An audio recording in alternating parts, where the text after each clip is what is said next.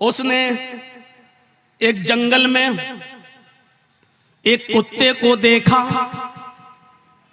जो गीली जमीन के पास बैठकर अपनी जबान से गीली जमीन को चाट रहा है।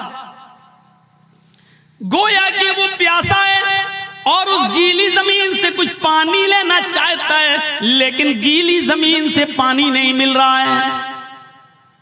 हदीस के अल्फाज हैं, उस औरत को उस कुत्ते पर रहम आ गया।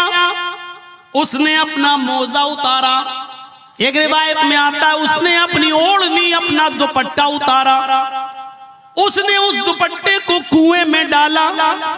एक हदीस में आता है कि उसने अपना मोजा, चमड़े का मोजा चलता था, वो चमड़े का मोजा उतारा, अपनी ओढ़नी में बांधा और उस ओढ़नी को चमड़े के मोजे के साथ जब कुएं में डाला तो कुएं का पानी उस मोजे में, उस चमड़े के सॉक्स में आ गया। पूरा मोजा उसने पानी से भर लिया और वो कुत्ते के पास आई और उसने पानी उस कुत्ते के मुंह के पास उलट दिया। कुत्ते ने अपनी जबान से चाट चाट कर वो पानी पी लिया। उस वक्त तक वो उसको पानी पिलाती रही जब तक कि वो कुत्ता प्यास की शिद्दत से उसकी प्यास बुझ नहीं गई, वो सैराब न हो गया और अपने आप दुम हिलाकर जाने लगा। गौर करो आए मुसलमानों, ये औरत बदचलन थी, ये औरत ज़ानिया थी, ये औरत जिस्म फरोश थी, इसने नमाजें न पढ़ी थी, रोजा नहीं रखा था, लेकिन एक कुत्ते को पानी पिलाया।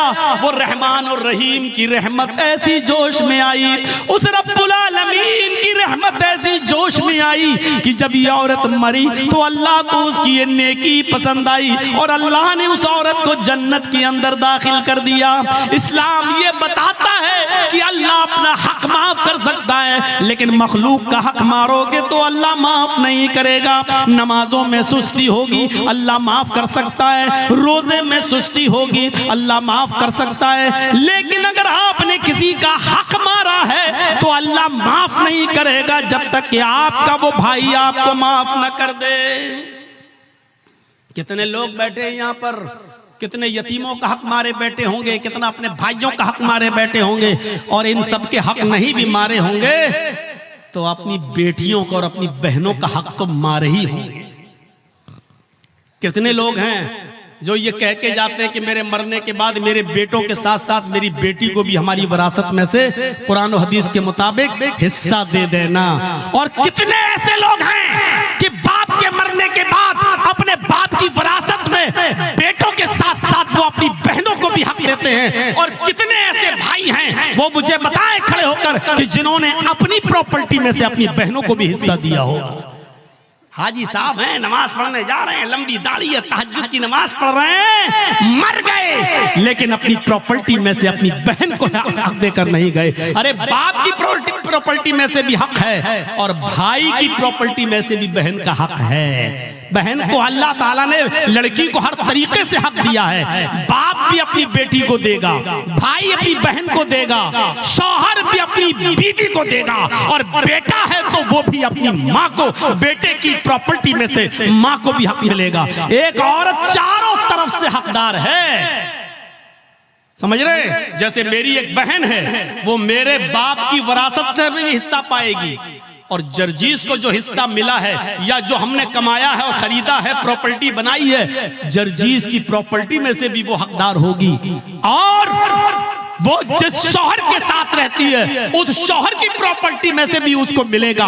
और उसका जो बेटा है, बेटा अगर जमींदार है और जायदाद का मालिक है या किसी हिस्से का हकदार है तो उसमें से भी उसकी माँ यानी मेरी बहन उसमें से भी हिस्सा पाएगी। गौर करो, इस्लाम ने औरत को इतनी बुलंदियों से नवाजा है। ये मीडिया के लोग जो उछालते हैं और भागते फिरते हैं और कहते हैं कि इस्लाम ने जुल्म किया है, जुल्म किया है, जुल्म, ये जुल्म नहीं है। मुझे बताओ कि बाप की भी विरासत में से, बेटे की भी विरासत में से, भाई की भी विरासत में से और शौहर की भी विरासत में से ऐसा कौन सा मजहब है और ऐसा कौन सा संप्रदाय है जो अपने बहन, बेटी, बीवी को हक देता हो? मेरे भाइयों, ये इस्लाम है जिसने औरत को इतनी इज्जतों से नवाजा है। अगर माँ है तो कह दिया कि तेरे कदमों के नीचे तेरी औलाद के लिए जन्नत है। अगर बीवी है तो कह दिया जो तुम खाओ वो अपनी बीवी को खिलाओ, जो तुम पहनो वो अपनी बीवी को पहनाओ। खबरदार अपनी बीवी के गाल पर कभी थप्पड़ मत मारना। एक औरत को कैसी इज्जत दी जा रही है। अगर वो किसी की बीवी है तो कहा जा रहा है खबरदार उसके गाल पर कभी थप्पड़ मत मारना। गाल पर थप्पड़ मारने का मतलब ये नहीं है कि गाल पर न मारो, पीठ पे खूब ठोको। कम मौलाना साहब तो कह रहे हैं गाल पे मत मारो, इसका मतलब गाल के अलावा जहां चाहो वहां मार सकते हो। गाल को बोलने का मतलब यह है कि सबसे ज्यादा नाजुक हिस्सा ये गाल होता है, यहां मारेंगे हो सकता है कि उसने अपने आप को बचाया और आंख में हाथ लग जाए, उंगली चली जाए और उसकी आंख फूट जाए। तो जब इतने नाजुक जगह पर मारने का हक नहीं दिया है तो औरत को मारने का मतलब यह ना गाल पर कि कहीं ना मारो। किसी कंडीशन में दिया है इजाजत, हम उस तरफ अभी नहीं जाना चाहते हैं, परमिशन दी है किसी कंडीशन में, लेकिन उसमें भी इतने एहतियात के साथ कि तुम हल्की फुल्की मार सकते हो, वो भी तब जब आपकी बीवी आपके मना करने के बावजूद और पंचायत का फैसला मानने के बावजूद भी आपके अलावा किसी दूसरे मर्द को अपने बिस्तर पे बुलाती है और उसके साथ रंग रलियां मनाती है और समझाने के बावजूद भी नहीं मानती है, तो अब एक आखिरी रास्ता यह है कि उसको हल्की फुल्की मार सकते हो, लेकिन उस वक्त भी गाल पर नहीं, और इतनी भी नहीं कि पीठ पर लकड़ी और डंडों के निशान बन जाएं, इतना भी नहीं। और जब आपकी इस मार से भी वो रास्ते पे ना आए तब आप तलाक के बारे में सोचें, और उसमें भी मोहलत दी कि डायरेक्ट 3 तलाक़ें मत दो, तलाक तलाक तलाक, डायरेक्ट उसको बंदूक की 3 गोली उसके ऊपर मत धमक दो कि बेचारी की जान ही चली जाए। उस कंडीशन में भी बताया कि उसको 1 तलाक दो जब वो हालत तोहर में हो, बाकी की हालत में हो, और फिर सोचने और समझने का मौका दो, और फिर जब वो दूसरा महीना आए और फिर वो दूसरे महीने तक नहीं मानती है, फिर भी हरकतें कर रही है, और दूसरे महीने में जब वो हालत तोहर में हैज से पाक हो जाए तब आप उसको दूसरी तलाक दे सकते हो।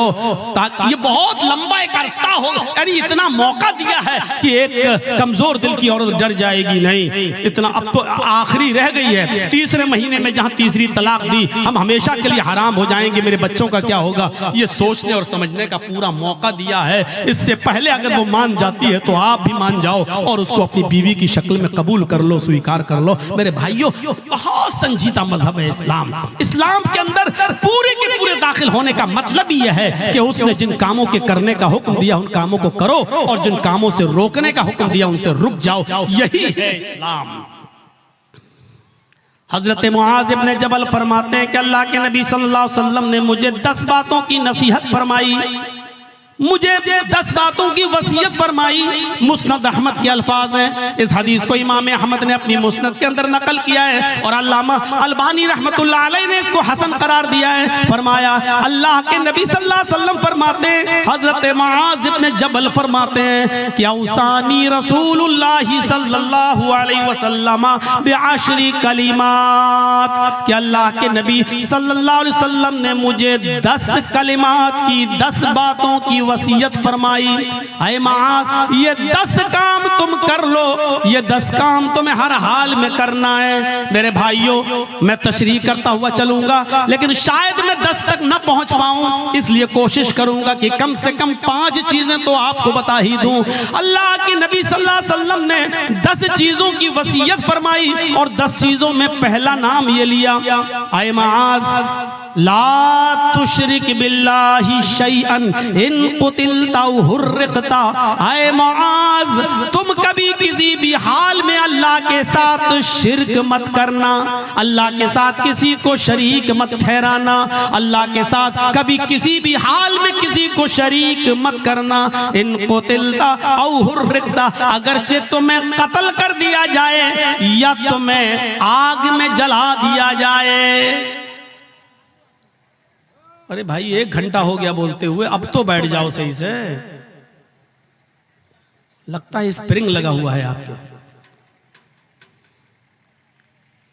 कुतिलता, अगरचे कत्ल कर दिया जाए। शिर्क बड़ी अजीब चीज है। शिर्क अरबी में शिर्क है, और इसी को अगर हिंदी में कहें तो बहु ईश पूजा, बहु देववादियत, बहुत सी देवी और देवताओं पे आस्था रखना, बहु ईश पूजा, एक ईश्वर को छोड़कर बहुत से खुदा बना लेना, इसी को शिर्क कहा जाता है। मजबूरी की कंडीशन में, मजबूरी की कंडीशन में इस्लाम कुफ्र की इजाजत तो देता है। एक याद रखिएगा मसला, आपकी जान जा रही हो, लोग पिस्टल लेकर खड़े हों, आप जंगल में अकेले हो, आपके दुश्मन आपको कत्ल करना चाहते हैं और आपसे कुफ्र कराना चाह रहे हैं और कह रहे हैं कि ये कुफ्र कर वरना तेरी जान ले लूंगा, तो अपनी जान बचाने के लिए कुफ्र की इजाजत तो है। मतलब अगर वो ये कहें कि अल्लाह को मानते हो क्या, हाँ, अल्लाह का इनकार कर, बंदूक लें, कंपट्टी पर रख दें, अल्लाह का इनकार कर, आप जानते हैं ये लोग शूट कर देंगे, मार देंगे, बड़े जिद्दी लोग हैं, तो अल्लाह का इनकार करने से अगर जान बच रही है तो बचा लो। मैंने अपनी स्पीड थोड़ी कम कर दी समझाने के लिए। समझिए पहले कुफ्र किसको कहते हैं और शिर्क किसको कहते हैं। कुफ्र भी हराम है, शिर्क भी हराम है, लेकिन कंडीशन देखिए क्या है। इस्लाम के अंदर सूअर का गोश्त भी हराम है, लेकिन अगर जान जा रही है आपकी, जान जा रही है आपकी और हलाल चीज कोई नहीं मिल रही है, तो जान बचाना भी फर्ज है। अगर आपको सूअर का गोश्त मिल रहा है खाने के लिए, तो इस्लाम परमिशन देता है कि अगर सूअर का गोश्त खाकर जान बच रही है तो जान बचा लो, लेकिन पेट भर के नहीं खाना है, सिर्फ उतना ही खाना है जितने में खाकर तुम्हारी जान बच सकती हो। ये कंडीशन, जान बचाना फर्ज है। लेकिन कहीं फर्ज होने के बावजूद इस्लाम कैटेगरी देखिए, मजबूरी है और जान जाने वाली है, कुफ्र से करने से तो जान बच रही है। अल्लाह के नबी फरमाते हैं कि कुफ्र से जान बच रही है तो बचा लो, लेकिन दिल से अल्लाह का इनकार मत करना। उनके मुंह पे कह देना हाँ हाँ हाँ नहीं नहीं नहीं मैं अल्लाह को मानता ही नहीं हूं, मैं अल्लाह को मानता, सिर्फ जबान से कहना, दिल में अकीदा नहीं होना चाहिए। और जब वो छोड़ दे तुम्हें तो घर पे आओगे, अल्लाह तू तो मेरे दिल का हाल जानता ही है, मैंने मजबूरी में कह दिया था, अय अल्लाह मैं दिल से तुझे मानता हूं और तेरा इकरार करता हूं, अशहदु अल्ला इलाहा इल्लल्लाह व अशहदु अन्ना मुहम्मदन अब्दुहु व रसूलुहु। आपका इस्लाम कोई फर्क नहीं पड़ेगा, क्योंकि आपने जान बचाने के लिए अल्लाह का इनकार किया। अल्लाह का इनकार करने से जान बच रही है तो बचा लो, लेकिन यहाँ कंडीशन क्या है, ला तुशरिक बिल्लाही शैअन इन कुतिलता हुर्रिकता। यहाँ इस्लाम, अल्लाह के नबी क्या कह रहे हैं, अगर तुझे कत्ल भी कर दिया जाए और तुझे जला दिया जाए, आग में डाल दिया जाए, ये काम करा लेना, लेकिन शिर्क मत करना अल्लाह के साथ, अल्लाह के साथ शिर्क मत करना। मौलाना जर्जीस मर गए, जर्जीस की कब्र बन गई, जर्जीस का मजार बन गया, बेटा बेटी अल्लाह से मांगो, आय अल्लाह 10 सालें हो गई, बेटा नहीं हुआ, बेटी नहीं हुई, अल्लाह मुझे नेक बेटा दे, मुझे नेक बेटी दे। ठीक है, अब आप जर्जीस के पास कब्र पे चले जाओ, मजार पे, और कहो बहुत अच्छे आदमी थे, आय अल्लाह तू डायरेक्ट मेरी नहीं सुनता है, इनके वसीले से हम दुआ कर रहे हैं, जर्जीस साहब तुम मेरी दुआ लेके अल्लाह के पास चले जाओ, जर्जीस साहब मुझे अल्लाह से बेटा बेटी दिलवा दो। यही शिर्क है। मैंने कह दिया जो कहना था, समझदारों के लिए इशारा काफी है, कोई जरूरी है किसी का नाम लिया जाए? जब बगैर नाम लिए बात बन रही हो तो नाम नहीं लेना चाहिए। मेरे भाइयों, मैंने अपना नाम ले लिया और क्लियर कर दिया, ये शिर्क है कि अल्लाह को छोड़कर किसी और को पुकारा जाए, किसी और से मांगा जाए। इज़ा सअल्ता फसअलिल्लाह, सवाल करो तो अल्लाह से, व इज़ा इस्तअनता फस्तईन बिल्लाह, और जब मदद तलब करो तो अल्लाह से। मेरे भाइयों, कोई कंपट्टी पर बंदूक रखकर ये कहे कि मैं इस पूरी कौम का सरदार हूं, मुझे सजदा कर, मेरे सामने झुक, मेरे सामने सजदा कर, या मेरे सरदार को सजदा करो, ये मेरे सरदार हैं, तो अल्लाह का इनकार करके जान बच रही है तो बचा लो, लेकिन अगर किसी को सजदा करके जान बच रही है तो यहां इस्लाम आपको जान बचाने की इजाजत नहीं देता, सजदा करने की इजाजत नहीं देता। यहां कहा है अल्लाह के रसूल ने, आए माज शिर्क मत करना। अल्लाह का इनकार करके जान बच रही है तो बचा लेना, लेकिन अगर अल्लाह के अलावा किसी गैर को सजदा करना पड़े तो किसी गैर के सामने सर झुकाकर अपनी जान मत बचाना। अगर वो तुम्हें मारना चाहे तो मार दें, कुतिलता कत्ल करना चाहे तो कत्ल कर दें, हुर्रिता जलाकर आग में डालकर तुम्हें कोयला बनाना चाहे तो बना दें, राख करना चाहे तो कर दें। ये अपने जिस्म को दुनिया में करा लेना, लेकिन किसी गैर के सामने सजदा मत करना। अब आप समझ गए कितनी इंपॉर्टेंट बात है। अब हर मुसलमान गौर करे कितना परसेंट मुसलमान है। पहले तो ये गौर करे कि वो मुसलमान है या नहीं, फिर ये गौर करे है तो कितना परसेंट वो मुसलमान है। मुझे तो नहीं लगता कि कोई आदमी 10% भी कह सके कि मैं 10% भी मुसलमान हूं। आगे आने वाले वाकयात अभी हम चल रहे हैं आपकी तरफ। मेरे भाइयों, अकल भी नहीं मानती इस बात को।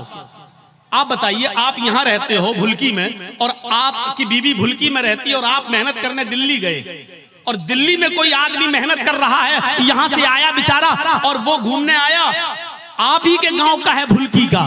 अब आपने दिल्ली में एक साड़ी खरीदी 5,000 की, 10,000 रुपए की खूबसूरत साड़ी खरीदी और खूबसूरत साड़ी उसके हाथ में देकर कहा कि भाई तुम तो भुलकी जा रहे हो ना, उत्तर दिनाजपुर मेरे गांव में जा रहे हो ना, ऐसा करो कि ये साड़ी मेरी बीवी को दे देना।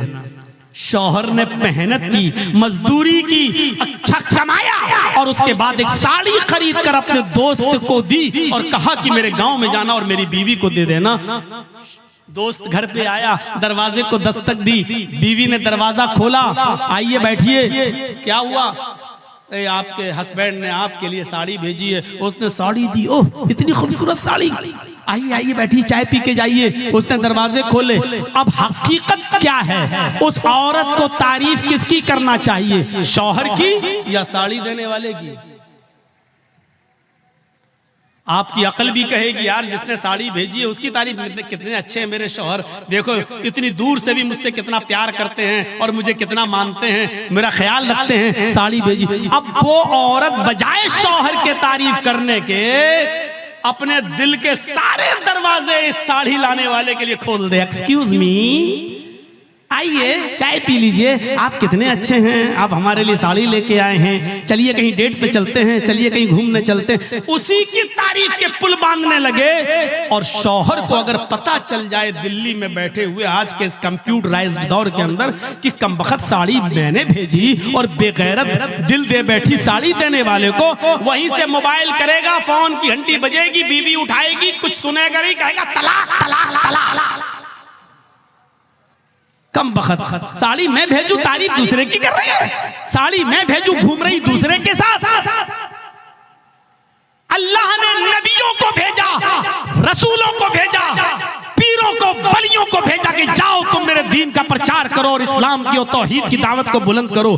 बजाय इसके कि हम अल्लाह की हमदो सना बयान करें, उसी को मुश्किल कुशा माने, उसी को हाजत रवा समझें, अब हम अल्लाह को छोड़कर कहें कि तुम्हारे दर पे आया हूं, झोला झोली भर के जाऊंगा वरना मर के जाऊंगा।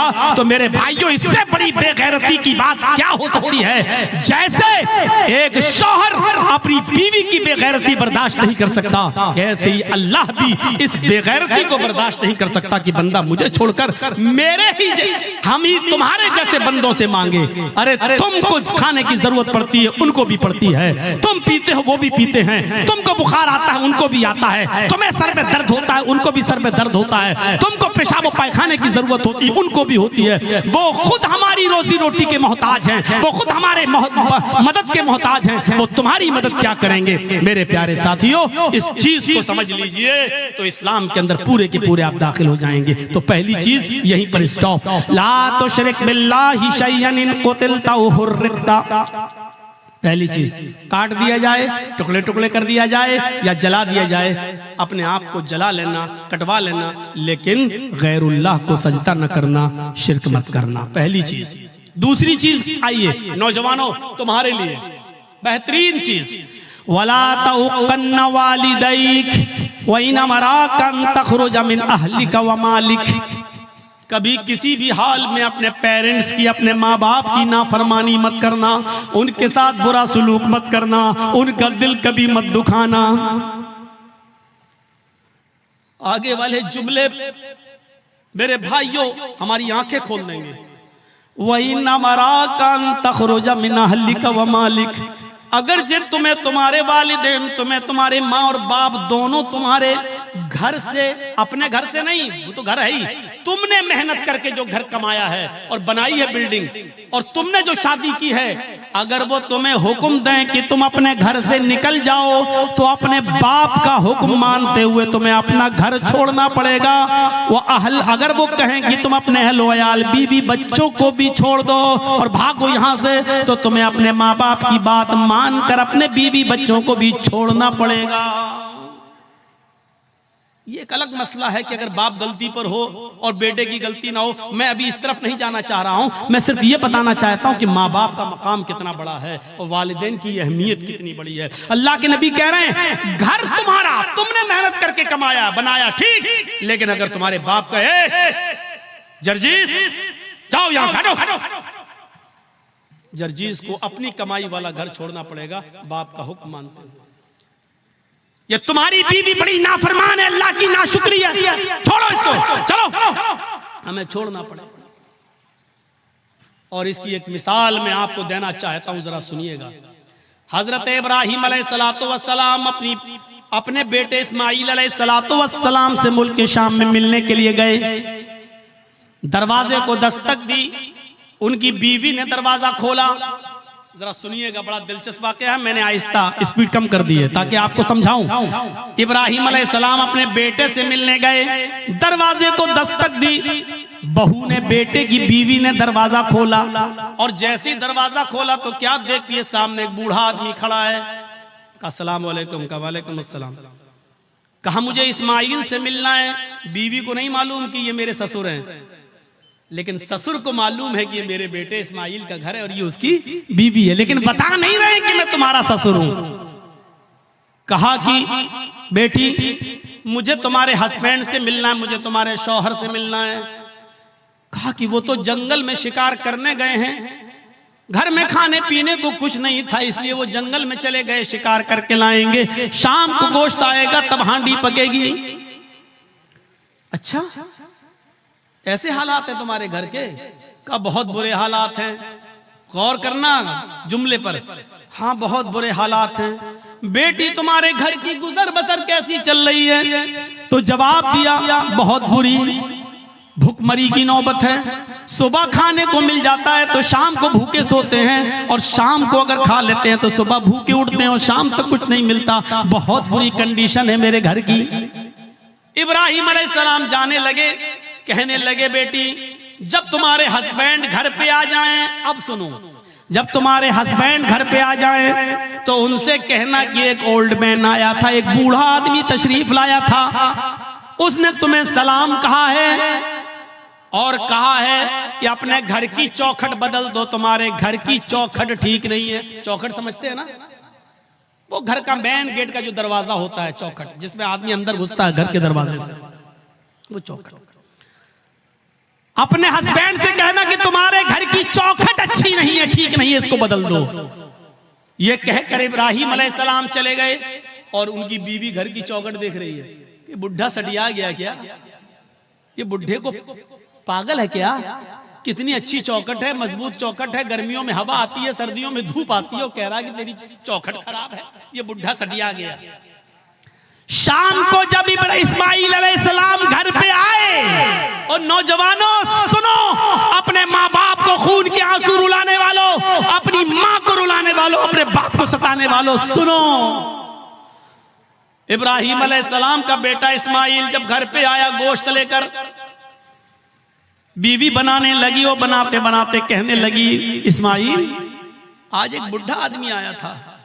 इस्माईल अलैहिस्सलाम ने कहा अच्छा, कोई जरूरत रही होगी बेचारे को? कहा नहीं, उसने तुम्हें सलाम कहा है, समझ गए कि सलाम अगर कहा है तो वो मेरा बाप है। अच्छा, ऐसी ऐसी शक्ल थी कि जी, बूढ़ा आदमी आया था जी, सलाम कहा मुझे जी। कहा अच्छा, और क्या कहा? कहा उसने मुझसे कि अब जब तुम्हारे शौहर घर पे आ जाएं, हस्बैंड घर पे आ जाएं, तो उनसे कहना कि तुम्हारे घर की चौखट ठीक नहीं है, उसको बदल दो। बुढ़ा सटिया गया था। इस्माइल अलैहिस्सलाम ने कहा, अच्छा उसने कुछ पूछा था तुमसे?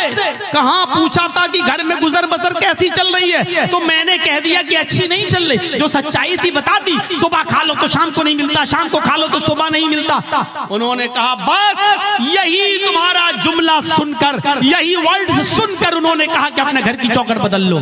क्या मतलब? कहा मेरी बीवी, उन्होंने जब ये देखा कि तुमने अल्लाह का शुक्र अदा नहीं किया, जब पूछा कि घर की गुजर बसर कैसी चल रही, तो तुम्हें कहना चाहिए था कि अल्हम्दुलिल्लाह, अल्लाह ने मुझे जिस हाल में रखा है अल्लाह का शुक्र है, बस जिंदा हूँ, और अल्लाह मुझे जिस हाल में भी रखे मैं हमेशा उसके दिए हुए रिज़्क़ पर खुश हूँ। वो जिस हाल में भी मुझे रखता है मैं उसकी दिए हुए रिज़्क़ पर मैं राजी हूँ और खुश हूँ। तुम्हें ये जुमले कहना चाहिए था, लेकिन तुमने अल्लाह की नाफरमानी कर दी। तुमने ये कह दिया कि मुझे अच्छी जिंदगी नहीं मिल रही है, मैं बड़ी तंगदस्ती में अपनी जिंदगी गुजार रही हूँ। मेरे बाप ने सोच लिया कि तुम अल्लाह की नाफरमान बंदी हो। आए मेरी बीवी, उन्होंने घर की इस चौखट को बदलने के लिए नहीं कहा है। जो घर की चौखट है, ये दरवाजे के ऊपर जो चौखट है, इसको बदलने के लिए नहीं कहा है। उन्होंने चौखट बदलने के लिए कहा है। इसका मतलब ये है कि उन्होंने अपनी बीवी बदलने की, उन्होंने मेरी बीवी बदलने की बात कही है। उन्होंने इशारा किया है, ऐसी अल्लाह की नाफरमान बीवी को अपने घर में तुम मत रखो। क्यों ऐसी औरत को अपने घर में रख रहे हो जो अल्लाह की नाशुक्रगुजार बंदी है? लिहाजा तुम अल्लाह की शुक्रगुजार बंदी से निकाह करो, नाशुक्र औरत को तलाक दे दो। आए मेरी बीवी, मैं अपने बाप का हुक्म मानकर तुम्हें तलाक देता हूं, क्योंकि मैं अपने बाप की नाफरमानी नहीं कर सकता। तुम मेरी ज़ौजियत से बेदखल हो रही हो, मैं तुम्हें छोड़ रहा हूं, मैं तुम्हें तलाक दे रहा हूं। उस जमाने में तलाक का जो प्रोसीजर था, उस हिसाब से उन्होंने तलाक देकर अपनी बीवी को जुदा कर दिया, अपने बाप की बात मानते हुए। आज के जमाने में कोई लड़का अपने बाप की बात मानेगा? अरे बाप की बात तो छोड़ो, शादी के 2-4 महीने के बाद वो ऐसा बीवी का गुलाम होता है कि फिर अपनी अम्मा से कहता है चुप चुप चुप, तू नहीं समझेगी। कोई बात हो रही है, कहता है तू नहीं समझ, तू बीच में क्यों बोलती है, तू नहीं समझेगी। उसको कह रहा है कि तू नहीं समझेगी। उस माँ से जो बचपन में तेरे रोने से समझ जाती थी कि तू दूध के लिए रो रहा है या तेरे कांधे में या पेट में दर्द है, जो बचपन में तेरी चीख और तेरे रोने की आवाज से पहचान लेती थी कि तुझे भूख लगी है या तेरे जिस्म के किस हिस्से में दर्द है, तो उस डॉक्टर से, अल्लाह की कसम, माँ से बड़ा कोई डॉक्टर दुनिया में पैदा नहीं हुआ।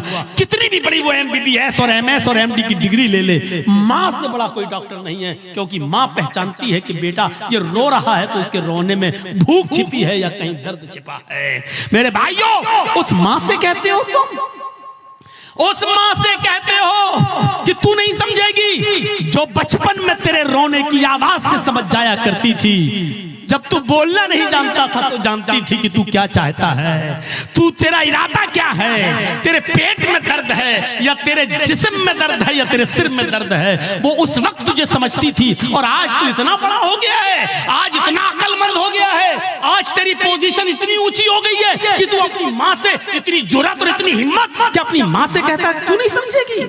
ओफो।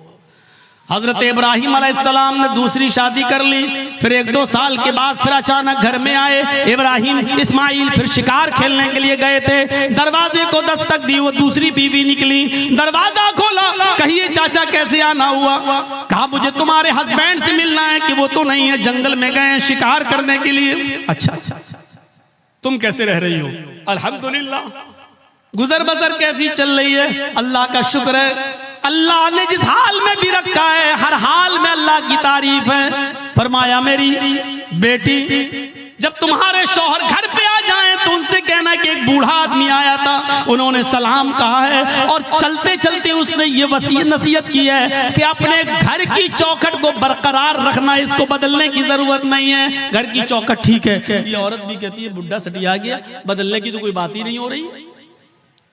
इस्माइल अलैहिस्सलाम जब घर पे आए तो बीवी ने पूरी बात बताई। इस्माइल अलैहिस्सलाम खुश होकर कहने लगे मेरी बीवी वो मेरे बाप थे और घर की चौखट तुम हो। उन्होंने कहा बरकरार रखना, इसका मतलब यह कि अपनी बीवी को अच्छी तरीके से रखना, ये अल्लाह की बड़ी नेक और फरमाबरदार बंदी है। बाप की तमन्ना ये होती थी कि हमें जो है मेरे बेटे को अच्छी बहू बीवी मिले, मुझे अच्छी बहू मिले। और जहां बेटों के हक हैं बाप के ऊपर, वहां हक एक ये भी है कि वो अच्छी और दीनदार लड़की से शादी कराए। आज किन से शादियां करा रहे हो अपनी बेटियों की? माँ बाप। पहली बात तो माँ बाप को बेचारों को तो अब देखने का मौका ही नहीं मिलता है। अब तो लड़के और लड़कियां खुद ही सेट कर लेते हैं। अब तो माँ बाप बेचारे उनकी बात मान लेते हैं। अगर नहीं मानेंगे तो ये लड़की, मेरी बेटी मेरी नाक कटा के रख देगी और मुझे बदनाम कर देगी, इसलिए जहां चाह रही है वहां कर दो बस। अब तो ये है। तो मेरे भाइयों हम गौर करें, जहां थोड़ी बहुत इंसानियत बाकी है, थोड़ा बहुत दीन बाकी है, जहां की औलाद आज भी शादी के मामलात अपने माँ बाप के ऊपर छोड़ देते हैं, वो जरा गौर करें उनके माँ बाप की अपने बच्चों की शादियां किस जगह करा रहे हैं। हजरत उमर फारूक के पास एक शख्स आया, अपने बेटे की शिकायत करने लगा कि मेरी औलाद ऐसी, मेरा बेटा ऐसा, मेरा कहना नहीं मानता। हजरत उमर फारूक ने उसके बेटे को बुलाया और बाप के सामने इतना डांटा कि तुम्हें शर्म नहीं आती? अपने बाप को सताते हो, अपने बाप की नाफरमानी करते हो, अपने बाप को रुलाते हो, तुम्हें शर्म आनी चाहिए। बहुत कुछ डांटने के बाद बेटे ने कहा कि अमीरुल मोमिनीन, हो गई बात? कहा मैंने तुम्हें समझा दिया है कि आपने बेटे का हक तो बता दिया बेटों के, ये बाप के साथ ये करें ठीक है, लेकिन बाप के ऊपर भी बेटे का कुछ हक है कि नहीं? हजरत उमर ने कहा हाँ है। जब वो पैदा हो तो उसको अच्छी तरबियत दे, 7वें दिन उसका अकीका करे और अच्छा नाम रखे, और जब बेटा बड़ा हो जाए तो उसकी दीनदार अच्छे घराने में, नेक घराने में उसकी शादी करा दे। ये है बाप का हक औलाद पर। तो उस बच्चे ने कहा, लड़के ने, अमीरुल मोमिनीन मेरे बाप से पूछो इसने इन तीनों कामों में से कौन सा काम मेरे साथ किया है? जब मैं पैदा हुआ 7वें दिन का था तो मेरा अकीका नहीं किया। नाम मेरा रखा, तो जानते हो इसने नाम मेरा क्या रखा? अरबी में ऐसा लफ्ज बताया जिसका उर्दू में तर्जमा होता खटमल। इसने मेरा नाम रखा खटमल। और तीसरा, जब मैं बड़ा हुआ तो शादी करा दी एक मजूसी लड़की के साथ, एक अनपढ़ जाहिल गवार जो जानती नहीं है कि शौहर का हक क्या है, इसने एक नाफरमान औरत के साथ मेरी शादी करा दी।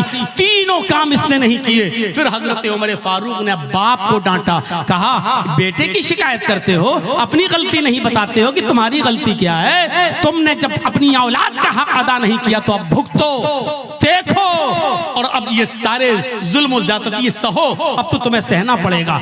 मेरे भाइयों, एक सहाबी रसूल हैं, अपनी माँ को खाने काबा का तवाफ करा रहे हैं, उनकी माँ पैरों से लंगड़ी है। अल्लाह महेशवी ने अपनी किताब मजमाउज़ ज़वाइद के अंदर इस वाक़े को नकल किया है, जरा गौर से सुनिएगा। उनकी माँ आंखों से अंधी है, पैरों से लंगड़ी है, बूढ़ी है। कहने लगी, बेटा मुझे खाने काबा का तवाफ करा दे, मेरे बेटे मुझे उम्रा करा दे, मेरे बेटे मैं तवाफ करना चाहती हूँ। उसके बेटे ने अपनी माँ को पकड़ा और खाने काबा तक ले गया, सवारी का इंतजाम किया और ले गया। और खाने काबा पहुंचने के बाद वो चूंकि पैरों से लंगड़ी थी, आंखों से अंधी थी, इसलिए वो चल नहीं सकती थी, इसलिए बेटे ने उसको अपनी पीठ के ऊपर लाद लिया। इस जमाने में व्हील चेयर चलती हैं, उस जमाने में व्हील चेयर भी नहीं थी। उसने अपने कांधे पर, अपनी पीठ पर अपनी माँ को लाद लिया। उसने 1 चक्कर पूरा किया, 2 चक्कर पूरे किए, 3 चक्कर पूरे किए, 4 चक्कर, 5 चक्कर, और 5वें चक्कर को पूरा करने के बाद जब 6ठा चक्कर लगाने लगा तो उसकी मुठभेड़ हो गई, वो टकरा गया हजरत उमर फारूक रज़ी अल्लाह ताला अन्हु से, अपनी पीठ पर अपनी माँ को लादे हुए, और अपनी माँ अपने हजरत उमर से टकरा गया। हजरत उमर ने कहा, ठीक चलिए, सलाम हुआ, सलाम अलैकुम, वालेकुम अस्सलाम। जब उसने 6 चक्कर 7 चक्कर पूरे कर लिए तो हजरत उमर के फारूक के पास आया। हजरत उमर ने कहा, माशाअल्लाह, अपनी माँ की बड़ी खिदमत कर रहे हो तुम, इस बूढ़ी माँ को तुमने तवाफ कराया अपनी पीठ पर लाद कर। ये हंसते हुए कहने लगा, अमीरुल मोमिनीन, मेरी माँ आंखों से अंधी है, इसलिए बर्तन में खुद धुल देता हूँ, मेरी बीवी नहीं है, मेरी माँ इसी कपड़ों में लैट्रिन और पेशाब कर लेती है, इसलिए कि वो लंगड़ी है, वो चल नहीं पाती है, और जब मैं घर पे नहीं होता हूँ तो इसी में वो गंदगी कर लेती है। अमीरुल मोमिनीन, मैं अपनी माँ का पेशाब और पैखाना भी साफ करता हूँ, अपने माँ के कपड़े भी धुलता हूँ, और आज मेरी माँ ने कहा कि मुझे तवाफ करा दे, तो मैं उसको यहाँ तक ले आया और मैंने अपनी पीठ पर लाद कर अपनी माँ को तवाफ भी करा दिया। ऐ अमीरुल मोमिनीन, क्या मैंने अब भी अपनी माँ का हक अदा नहीं किया? क्या मेरी जिम्मेदारी पूरी हो गई? क्या मैंने अपनी माँ का हक अदा किया या नहीं? हजरत उमर फारूक की आंखों में आंसू आ गए और रोते हुए कहने लगे, चलो यार, जाओ अपने घर और अल्लाह की इबादत में अपनी जिंदगी गुजारो। उसने पीछा करते हुए कहा, अमीरुल मोमिनीन, मैंने मसला पूछा है, आपको जवाब देना होगा। फरमाया, क्या पूछते हो?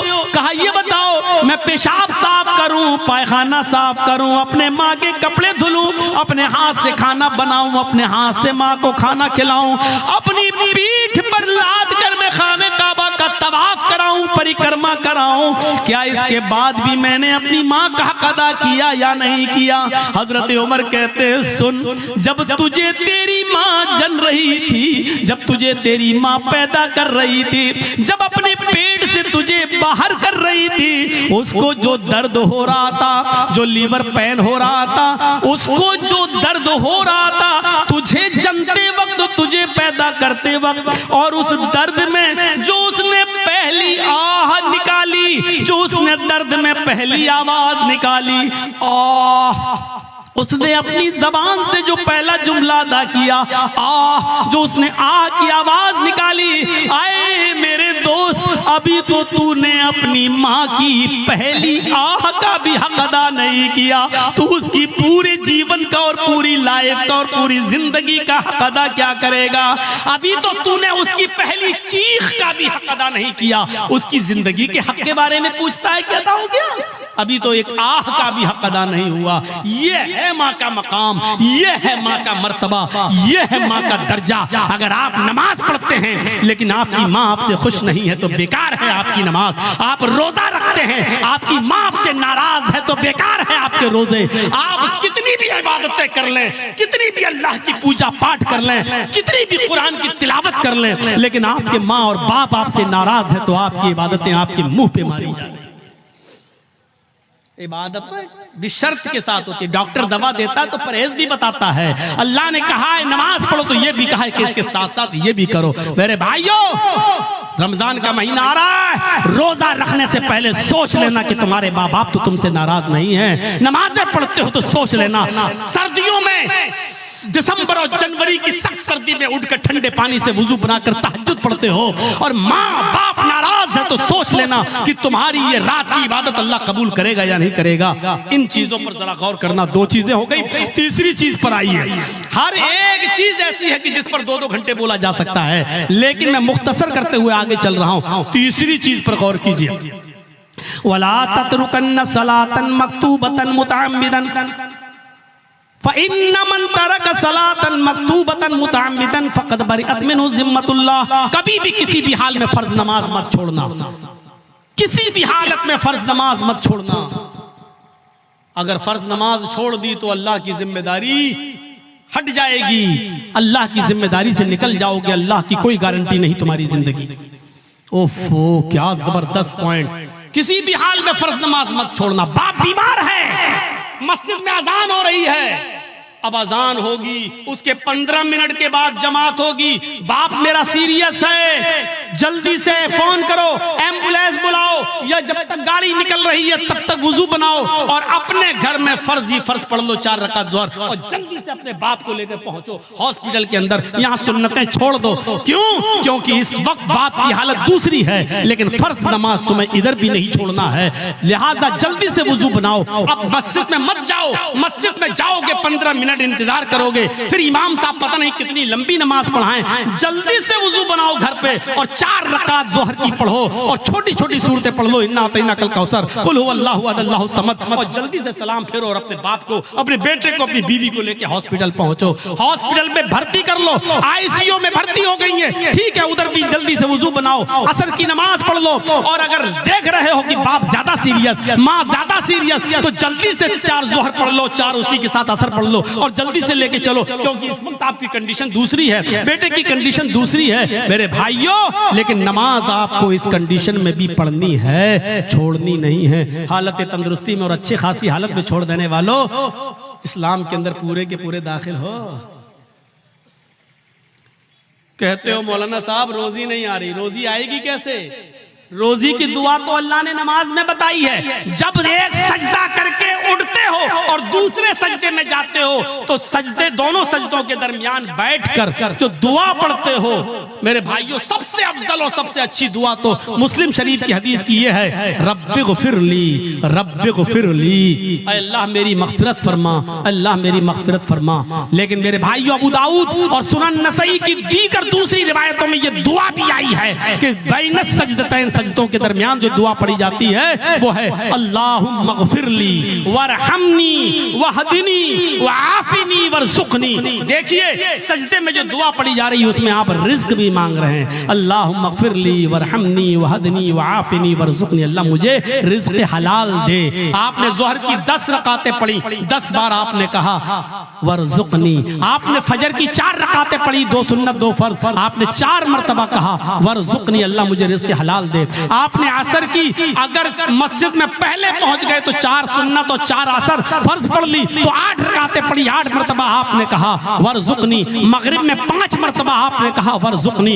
इशाम में कम से कम 7 रकातें हैं, 4 फर्ज 2 सुन्नत और 1 वित्र, आपने 7 मरतबा कहा वरज़ुक़नी। गौर करो, जो इतनी बार अल्लाह से रिज़्क़ मांगेगा, रोजी मांगेगा, अल्लाह उसको मायूस करेगा? अल्लाह उसको निराश करेगा? अल्लाह उसको नाउम्मीद लौटाएगा? नहीं। तो आपको रिज़्क़ हलाल मांगने की दुआ अल्लाह ने बताई है, और वो है नमाज। नमाज ही नहीं पढ़ोगे, अल्लाह से मांगोगे ही नहीं, तो अल्लाह क्यों देने लगा तुम्हें? और देगा भी तो ऐसे ही देगा। 5000 कमाया, घर पे आए, बेटा बीमार, डॉक्टर ने कह दिया आईसीयू में रखा जाएगा, खर्च करो 50,000। कमाया 10,000, घुस गया 50,000। क्यों? अल्लाह ने कहा वमन आरज़ा अन ज़िक्री फ़इन्न लहू मईशतन ज़नका, तुम मेरे जिक्र से एराज करोगे, हम तुम्हारी रोजी को तंग कर देंगे। जिक्र से एराज करना। आज एक दिल चाहता है कि तुमको एक कीमती बात बता दूं, सुनिए। एराज करना किसे कहते हैं? यहां पर बहुत से लोग ऐसे होंगे जो नमाज छोड़ते हैं, नमाज नहीं पढ़ते हैं, या जुमे पढ़ते हैं, 8 दिन मस्जिद में नहीं आते हैं, 7 दिन गायब। उनके बारे में तो मैं कुछ कह ही नहीं सकता, वो जाने, उनका रब जाने, उनको क्या अजाब होगा क्या नहीं, वो अल्लाह जाने, उनका रब जाने, और आप जाने। मैं उनकी बात कर रहा हूं यहां पर जो नमाज तो पढ़ते हैं लेकिन टाइम पे टाइम, नमाज तो पढ़ते हैं लेकिन टाल मटोल कर। अजान हो रही है, 5 कस्टमर रह गए हैं, इनको निपटा दूं तब जाऊंगा। जल्दी जल्दी आपने उनको सौदा दी दुकान से, जब तक बंद करके जा रहे हैं पता चला जमात हो चुकी है। हम डॉक्टर हैं, हमारे पास मरीज आया हुआ है बुखार का और जुकाम की दवा लेने के लिए, और अजान की आवाज आ गई, हमने सोचा 2 मरीजों को दवा दे दूं, उसके बाद जा रहा हूं। जब तक 2 मरीजों को हम दवा दे रहे हैं और जब तक हम मस्जिद में नमाज पढ़ने जा रहे हैं, जमात हो गई। ये है नमाज से एराज। पढ़ तो रहे हैं आप, लेकिन जमात को आपने तर्क कर दिया और जमात छोड़ दी, ये है नमाज से एराज। अल्लाह ने कहा वमन अअरज़ अन ज़िक्री, जो मेरे जिक्र से जो नमाज से एराज करेगा, रूगर्दानी करेगा, हम उसकी रोजी को फ़इन्न लहू मईशतन ज़नका, उसकी रोजी तंग कर दी जाएगी। बंद नहीं कहा अल्लाह ने, ये नहीं कहा रोजी बंद कर देंगे, तंग कर देंगे। तंग का मतलब या तो बहुत मुश्किल से उसको रोजी रोटी मिलेगी, या बहुत आसानी से मिलेगी लेकिन रुकेगी नहीं उसके पास। आज कितने लोग हैं ऐसे, मौलाना साहब बहुत कमाता हूं लेकिन बरकत नहीं हो रही है। मौलाना साहब 1 लाख रुपया महीना कमाता हूं लेकिन रुकता नहीं है, कभी इसको कैंसर, कभी उसको टीबी, कभी इसको बीमारी, बीमारियों ने घेर लिया, लगता है कोई जादू टोना कर रहा है। अरे अल्लाह के बंदे, एराज तो समझ ले, एराज किसको कहते हैं? वमन अहरज़ान जिक्री, जो मेरे जिक्र से, नमाज से एराज करेगा।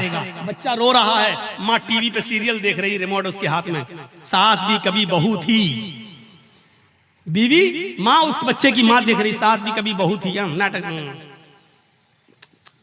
चिप्स खाती जा रही, चाय पीती जा रही है और नाटक देखती जा रही, ड्रामा। इधर बच्चा रो रहा है, माँ जानती है कि बच्चा दूध की वजह से रो रहा है, लेकिन सोच रही है नहीं 10 मिनट का ड्रामा रह गया, 10 मिनट और देख लूं। बच्चा रो रहा है लेकिन सीरियल देखने में लगी हुई है। क्या कहा जाएगा? माँ ने बच्चे से एराज किया।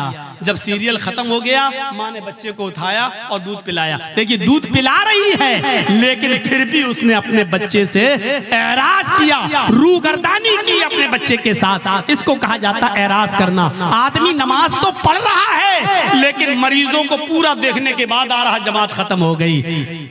नमाज तो पढ़ रहा है लेकिन दुकान के सारे कस्टमर को निपटा के आ रहा है, जमात खत्म हो गई। इसको कहा जाता है एराज करना। माँ दूध तो पिला रही है लेकिन सीरियल देखने के बाद आदमी नमाज तो पढ़ रहा है लेकिन अपनी दुकानदारी पूरी करने के बाद, तो आपने अल्लाह के लिए छोड़ा क्या है? आपने अल्लाह के लिए छोड़ा क्या है? कुर्बानी क्या दी है? कुर्बानी तो ये थी, आवाज आई हय्या अलस सलाह और सामने वाला 10,000 रुपए का कस्टमर है, आप कह दो कि जा पहले मैं नमाज पढ़ने जा रहा हूँ, अगर नमाज नहीं पढ़ूंगा मैं नमाज के बाद ही तुम्हें दूंगा, जाओ नमाज पढ़ लो उसके बाद आना। हय्या अलस सलाह की आवाज सुनते ही मस्जिद की तरफ चले जाओ। वो कहने लगा कि मैं 10,000 रुपए का सामान लेने आया। आपने कहा 10,000 रुपए की परवाह नहीं है, रज़्ज़ाक़ वो है, रोजी रोटी देने वाला वो है, रोजी रोटी देने वाली तेरी जात नहीं अल्लाह की जात है। आपने 10,000 के कस्टमर को ठुकरा दिया और आप मस्जिद में नमाज पढ़ने चले गए। ये है नमाज। ला ततरुकन्न सलातन मक्तूबतन मुतअम्मिदन, कभी भी किसी भी हाल में कसदन और जानबूझकर तुम फर्ज नमाज को तर्क मत करना। जो फर्ज नमाज को जानबूझकर तर्क कर देता है, फर्ज नमाज को जानबूझकर छोड़ देता है, अल्लाह की जिम्मेदारी उसकी ऊपर से उड़ जाती है। अपने आप पर गौर करो कि कितने % मुसलमान हो, इस्लाम में दाखिल हो या नहीं, ऐसा करते हो या नहीं।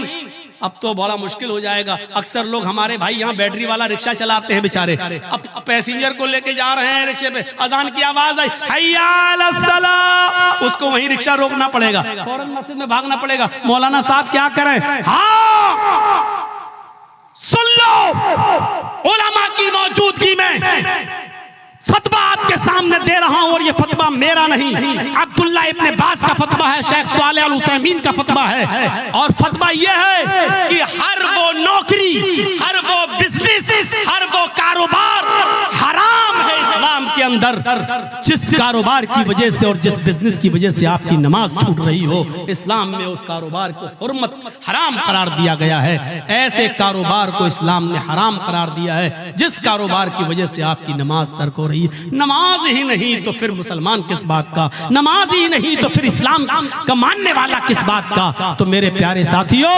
हम बहुत बेबाक हैं अपने अंदाज में। मैंने कह दिया, हर वो बिजनेस, हर वो कारोबार, हर वो नौकरी, चाहे वो बैंक की नौकरी हो, चाहे वो सरकारी जॉब हो या प्राइवेट जॉब हो। मौलाना साहब मेरा मालिक बहुत बदमाश है, हमें नमाज पढ़ने की इजाजत नहीं देता है, छोड़ दो, रज़्ज़ाक़ अल्लाह ताला है, वो प्राइवेट कंपनी का मालिक रोजी देने वाला नहीं है। अल्लाह एक दरवाजा बंद करता है तो 100 दरवाजे खोलता है। मेरे भाइयों, इस अकीदे के साथ नमाज पढ़िए और इस तौहीद के साथ नमाज पढ़िए। और चौथी चीज और बताऊंगा मेरे भाइयों, 10 चीजों पे हम नहीं चल पाएंगे, चौथी और आखिरी चीज मैं इसलिए बताऊंगा क्योंकि आज हमारी नौजवान नस्ल इसकी तरफ भाग रही है, इसलिए ये भी सुन लो, वला तशरबन खमरन फइन्नहु रअसु कुल्लि फाहिशतिन, और आए मास कभी किसी भी कंडीशन में शराब मत पीना, इसलिए कि शराब हर बुराई की जड़ है।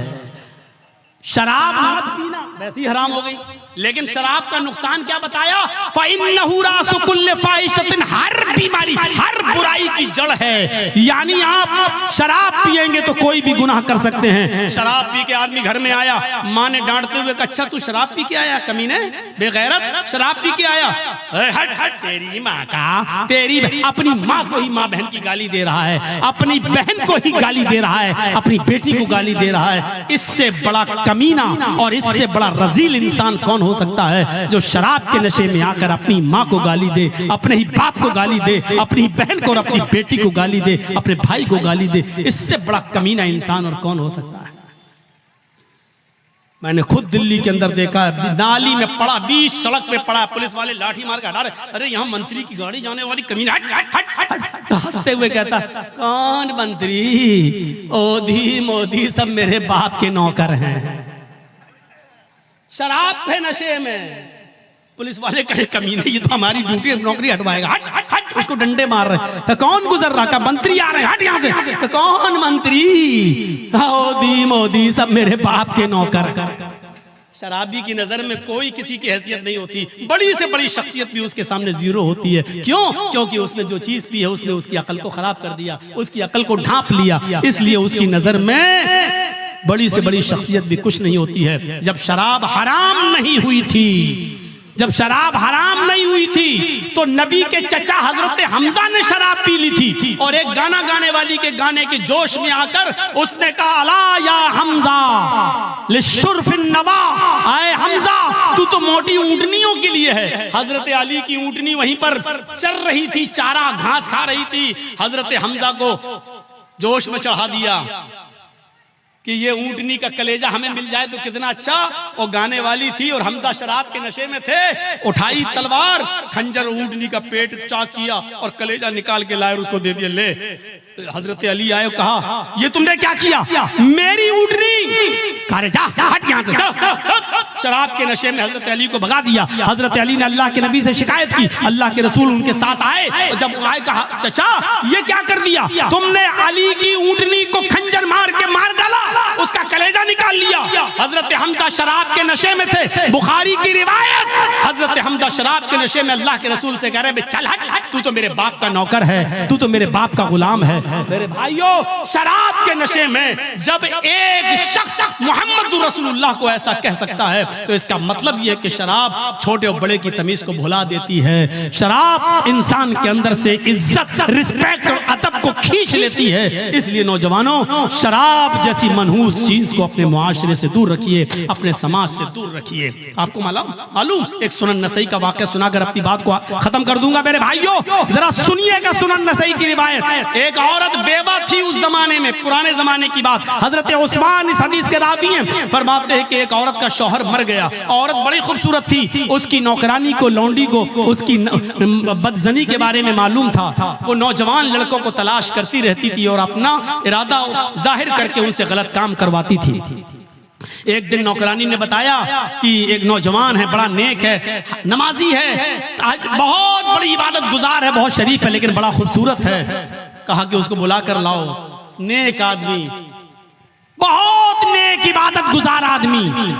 इसकी नौकरानी ने कहा कि मेरी मालिकन तुमको बुला रही हैं, तुमसे कुछ कपड़ा खरीदना चाहती है, क्योंकि वो कपड़ा बेचा करते थे, अपने सर पर गठरी लादकर कपड़ा बेचते थे। तो उन्होंने सोचा चलो कपड़ा खरीदेगी, हम दे देंगे। वो उसके साथ चले गए। नौकरानी उनको लेकर दरवाजा खोलती है, अंदर जाती है, दरवाजा बंद हो जाता है, दूसरे दरवाजे के अंदर ले जाती है। जैसे ही अंदर घुसते दरवाजा बंद हो जाता है। ये हजरत कह रहे हैं, साहब कहाँ लेके जा रही हो? कहा कि बस एक दरवाजा और है। वो और अंदर ले गई, दरवाजा बंद, सामने वही बेवा औरत बैठी हुई जिसका शौहर मर चुका है। उसने अपनी नौकरानी को इशारा करके कहा कि तुम जाओ, और उनसे कहने लगी कपड़ा दिखाओ। और जैसे ही कपड़ा दिखाया, कहा ये कपड़ा। वो करीब आती गई और आते आते कहने लगी, उदनु मिन्नी, मेरे करीब आइए और मेरे साथ हम बिस्तरी कीजिए, मेरे साथ गलत काम कीजिए। इन्होंने कहा, हटो, तौबा, अस्तगफिरुल्लाह, ये भागने लगे। उन्होंने कहा भागने का कोई रास्ता नहीं, चारों तरफ से दरवाजे बंद हो चुके हैं। कहा कि तुम डरो, अल्लाह के अजाब से डराया, लेकिन उस औरत के ऊपर कोई फर्क नहीं पड़ा। उसने कहा कि तुम मेरे साथ ये काम कर रहे हो या नहीं कर रहे हो? कहा कि नहीं करूंगा। कहा इधर अंदर आओ। उसे एक और दरवाजे के अंदर ले गई। क्या देखती है कि एक लकड़ी की टेबल रखी हुई है। उस लकड़ी की टेबल पर एक खूबसूरत छोटा बच्चा, जिसकी उम्र 5-6 साल रही होगी, खूबसूरत बच्चा बैठा हुआ है। और उसी टेबल पर एक शराब की बोतल रखी हुई है। वहीं पर जाकर ये औरत बैठ गई। इसने कहा कि देखो तुम बड़े नेक हो, शरीफ इंसान हो, मेरे चीखने की देर है, मेरे चिल्लाने की देर है, चारों तरफ से तुम घेर लिए जाओगे और मैं सिर्फ इतना बोलूंगी कि इस आदमी ने मेरी इज्जत को छलनी छलनी कर दिया। बस तुम्हारा हाल क्या होगा? तुम्हारी शराफत नीलाम हो जाएगी और लोग कहेंगे अच्छा दिन में इबादत और हाल ये है, अल्लाह की इबादत भी करते हो और औरतों के साथ ये गलत काम भी। तुम्हारी इज्जत का जनाजा निकल जाएगा, अर्थी निकल जाएगी। चलो 3 ऑप्शन देती हूं मैं तुम्हें, इन तीनों में से कोई एक काम तुम्हें करना पड़ेगा, इसके बगैर मैं नहीं छोड़ूंगी। सुनन नसई की रिवायत, अल्लाह हजरत उस्मान फरमाते हैं कि अल्लाह के नबी ने फरमाया कि उस औरत ने 3 ऑप्शन दिए। पहला ऑप्शन, आए हजरत जी मेरे साथ जिना करो, आओ मैं तैयार हूं तुम्हारे साथ गलत काम करने के लिए। कहा नहीं। दूसरा ऑप्शन बताओ। कहा दूसरा ऑप्शन ये है कि इस बच्चे को कत्ल करो, ये छुरी रखी हुई है, इसको मारो। कहा नहीं, ये भी नहीं कर सकता। तो कहा फिर शराब पियो, ये पूरी बोतल जो रखी हुई है इसको पी लो और जाओ, मैं तुम्हें जाने दूंगी। 3 काम में से कोई एक काम तुम्हें करना है। इन्होंने नजर आसमान पे डाली। कहा अल्लाह, जिना करना भी हराम, कत्ल करना उससे बड़ा गुनाह, सबसे बड़ा गुनाह कत्ल। इस बच्चे ने मेरा क्या बिगाड़ा जो इसको मैं मारूं? कत्ल नहीं कर सकता। उससे छोटा गुनाह यह है कि औरत मुझे बुरे काम के लिए उकसा रही है कि बुरा काम कर लो, मैं ये भी नहीं कर सकता। और अल्लाह, मैं कत्ल भी नहीं कर सकता, ये भी नहीं कर सकता कि इसके साथ मुंह काला करूं। इन दोनों से शराब पीना तो छोटा गुनाह है, चलो यही पी लेता हूं क्योंकि बचने का कोई रास्ता नहीं है और जान बचाना भी जरूरी है, तो चलो हराम चीज पी लेता हूं। ये जिना तो नहीं है, ये कम से कम कत्ल तो नहीं है, किसी को बेकसूर तो नहीं मार रहा हूं और इसकी इज्जत से खिलवाड़ तो नहीं कर रहा हूं। ऐ अल्लाह, मेरे जुर्म को माफ कर देना। उसने ये कहकर शराब की बोतल उठाई और पूरी की पूरी बोतल वो शराब की पी जाता है। उस औरत ने कहा रुको, अभी चले जाना। थोड़ी देर रोका, शराब ने अपना रंग दिखाना शुरू कर दिया और जब शराब पीने के बाद इसकी अक्ल खत्म हो गई और चली गई और ये नशे में धुत हो गया तो इसके हाथ में छुरी दी। कहा इस बच्चे को कत्ल करो। उसने शराब के नशे में आकर उस बच्चे को कत्ल भी कर डाला, उस बच्चे को मार भी डाला।